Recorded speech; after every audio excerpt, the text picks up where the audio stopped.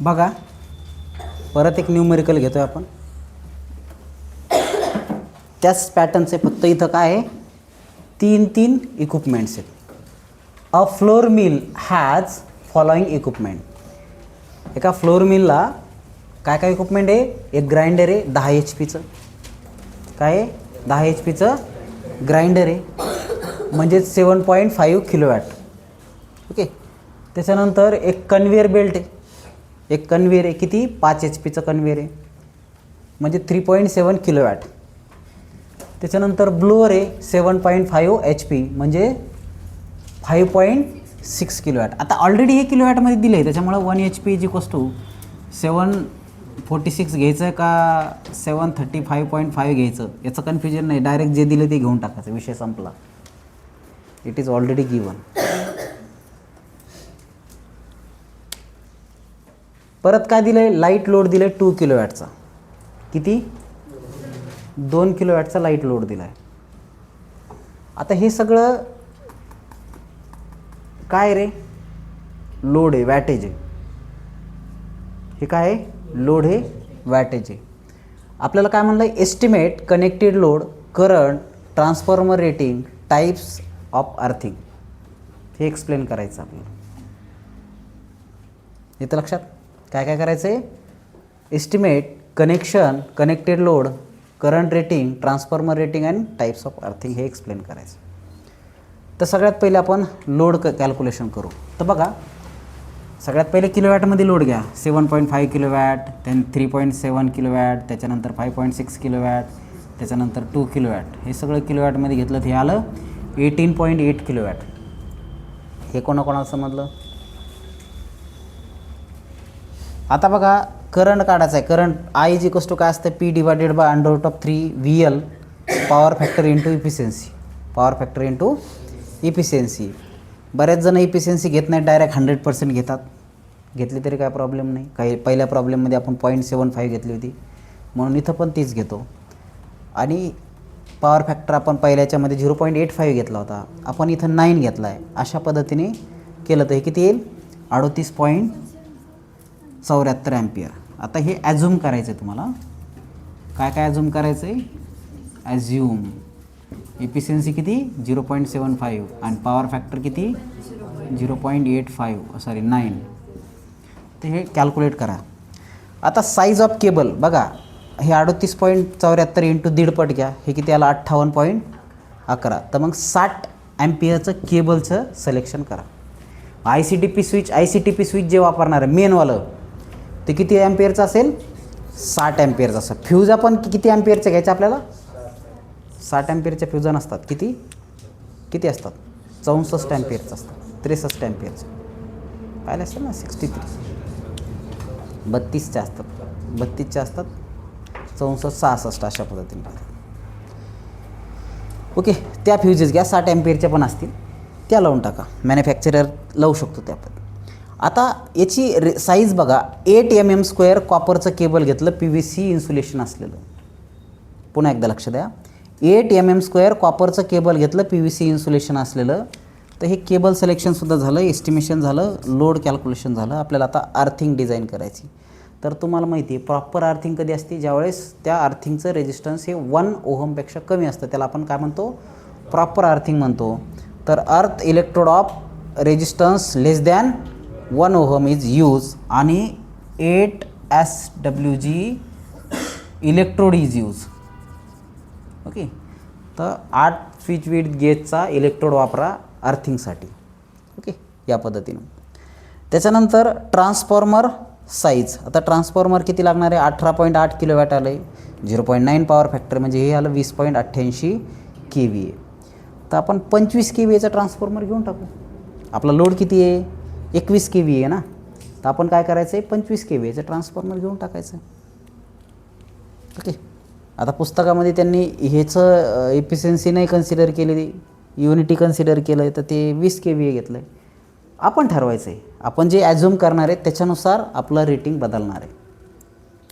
इथपर्यंत कोण कोण आली. EEC सब्जेक्ट असा आहे की सगळ्यांचं उत्तर वेगळं येऊनसुद्धा सगळ्यांना मार्क्स पडू शकतात, पडतात. त्याचं कारण का, जसं ॲझ्युम केलं तसं तुमचं उत्तर येणार आहे. येतं लक्षात. चला आता आपल्याला काय करायचं आहे, एस्टिमेशन करायचं आहे. ओके,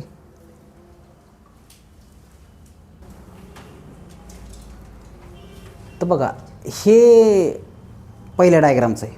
ओके, त्याच्यामुळे इथं हे या डायग्रामला काढत बसू नका. आणि जर काढायचं असेल तर तुम्हाला काय करावं लागेल, 1 2 3 अशा पद्धतीच्या मोटर्स तुम्हाला तिथं कनेक्ट करावं लागतील. एक किती, एक 10 HP, एक 5 HP आणि एक 7.5 HP अशा पद्धतीने.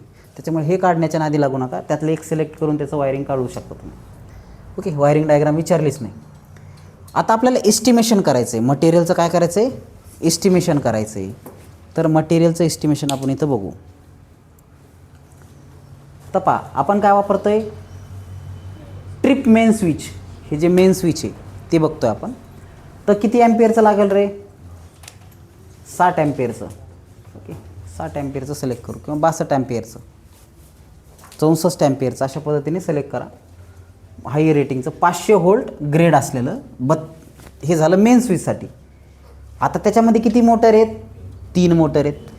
तर एक 10 HP, एक 5 HP, एक 7.5 HP. तर त्याच्या वेगवेगळ्या रेटिंग आपण एक 32 ॲम्पियर घेऊ, एक 32 ॲम्पियर घेऊ, एक 32 ॲम्पियर घेऊ. 32 ॲम्पियरचे काय घ्यायचे आपल्याला, ICTP स्विच घ्यायचे.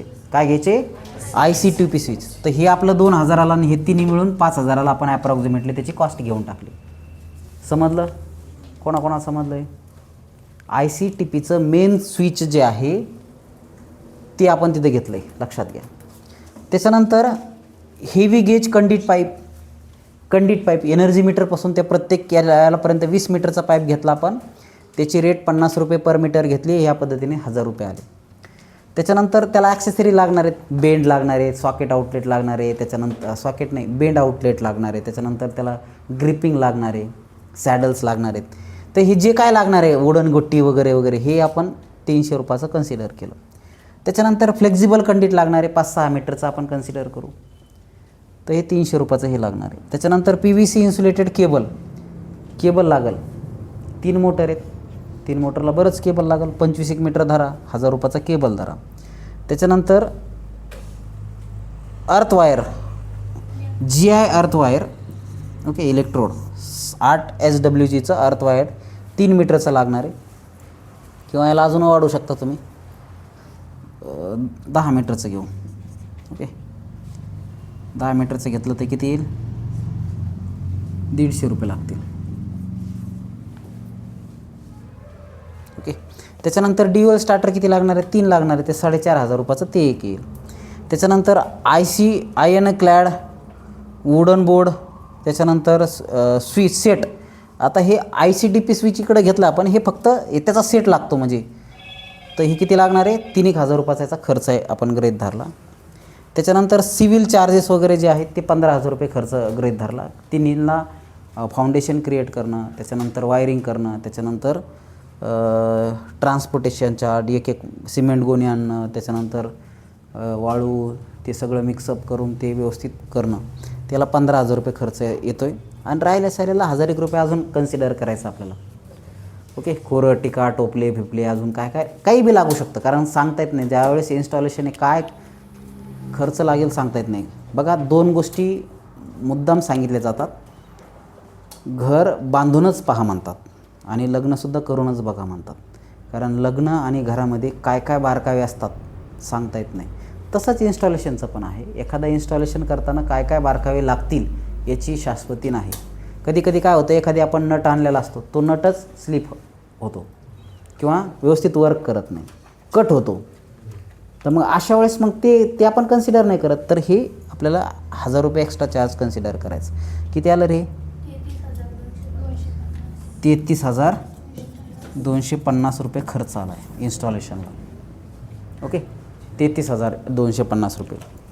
त्या अप्रॉक्सिमेटली 35,000चं कोटेशन द्यायचं आणि खुश राहायचं की 35,000 रुपयामध्ये आम्ही हे करतो, तुम्ही ते आम्हाला कॉन्ट्रॅक्ट देऊन टाका. कोणाकोणाला समजलं रे. या टाईपचे न्यूमरिकल परीक्षेमध्ये 8-8 मार्काला विचारतील. ओके, इतकाच न्यूमरिकल 8 मार्काला, खूप सोपं आहे. डायग्रामॅटिक्ससह जर विचारलं तर परत 16 मार्काला. ओके, 3च्या डायग्राम आहेत, तिन्हीचं पूर्ण एस्टिमेशन टेबल वगैरे जे आहे ते पूर्ण डिटेल. ठीक आहे, So write down this.